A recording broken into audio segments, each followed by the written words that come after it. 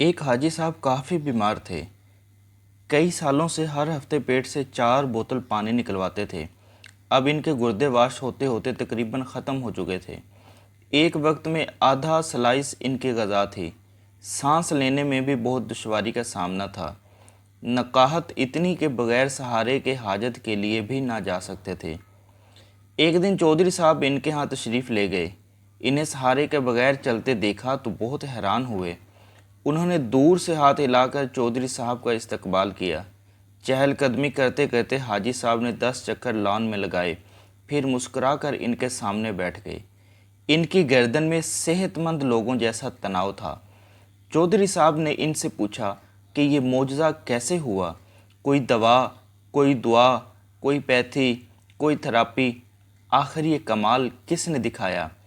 حاجی صاحب نے فرمایا، میرے ہاتھ میں ایک ایسا نسخہ آیا ہے کہ اگر دنیا کو معلوم ہو جائے تو سارے ڈاکٹر حکیم بے روزگار ہو جائیں، سارے ہسپتال بند ہو جائیں اور سارے میڈیکل اسٹوروں پر تالے پڑ جائیں۔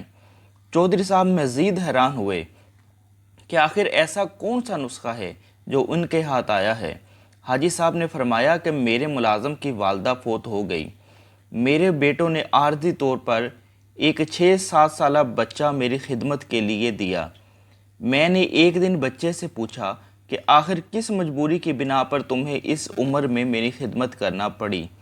بچہ پہلے تو خاموش رہا، پھر سسکیاں بھر کر بولا کہ ایک دن میں گھر سے باہر تھا، میری امی اور ابو اور بھائی سب سیلاب میں بہہ گئے۔ میرے مال مویشی ڈھور ڈنگر زمین پر رشتہ داروں نے قبضہ کر لیا۔ اب دنیا میں میرا کوئی نہیں۔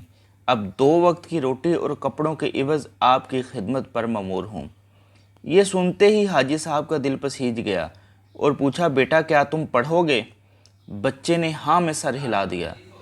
حاجی صاحب نے مینیجر سے کہا کہ اس بچے کو شہر کے سب سے اچھے اسکول میں داخل کرواؤ۔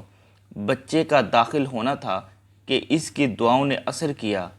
قدرت مہربان ہو گئی۔ میں نے 3 سالوں کے بعد پیٹ بھر کر کھانا کھایا۔ سارے ڈاکٹر اور گھر والے حیران تھے۔ اگلے روز اس یتیم بچے کو ہاسٹل میں داخلہ دلوایا اور بغیر سہارے کے ٹائلٹ تک چل کر گیا۔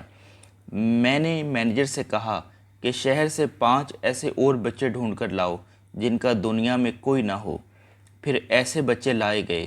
انہیں بھی اسی اسکول میں داخل کرا دیا گیا۔ اللہ تعالیٰ نے فضل کیا اور آج میں بغیر سہارے کے چل رہا ہوں، سیر ہو کر کھا پی رہا ہوں اور کہہ لگا رہا ہوں۔ حاجی صاحب سینہ پھلا کر گلاب کی کیاریوں کی طرف چل دیے اور فرمایا، میں اب نہیں گروں گا جب تک یہ بچے اپنے قدموں پر کھڑے نہیں ہو جاتے۔ حاجی صاحب گلاب کی کیاریوں کے قریب رک گئے اور ایک عجیب فکرہ زبان پر لائے۔ قدرت یتیموں کو سائے دینے والے درختوں کے سائے لمبے کر دیا کرتی ہے۔ اللہ اکبر!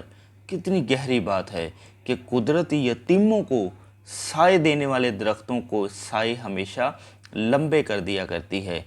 بالکل ایسے ہی ہے۔ آپ نے مشہور واقعہ سنا ہوگا، حضور نبی کریم صلی اللہ علیہ وآلہ وسلم جب عید کی نماز پڑھنے کے لیے جا رہے تھے تو حضرت امام حسین رضی اللہ تعالیٰ عنہ اور حضرت امام حسن رضی اللہ تعالیٰ عنہ بھی آپ کے ساتھ تھے۔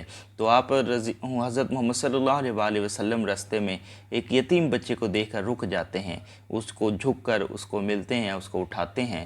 وہ رو رہا ہوتا ہے اور وہ کہتا ہے، میرا اس دنیا میں کوئی نہیں، قربان جاؤں اس نبی کے جس نے اس کو گلے سے لگایا اور کہا کہ آج سے میں تیرا ماں باپ ہوں، آج سے یہ مت کہنا کہ تیرا کوئی نہیں ہے۔ اس کو گھر لے آئے، اس کو نہلا کر اس کو اچھے کپڑے پہنائے گئے اور اس کو حسن اور حسین رضی اللہ تعالیٰ عنہم کے ساتھ کھیلنے کے لیے بھیج دیا۔ یہ میرے نبی حضرت محمد صلی اللہ علیہ وآلہ وسلم کی روایت تھی، جس طرح وہ یہ یتیموں کے ساتھ شفقت فرماتے تھے۔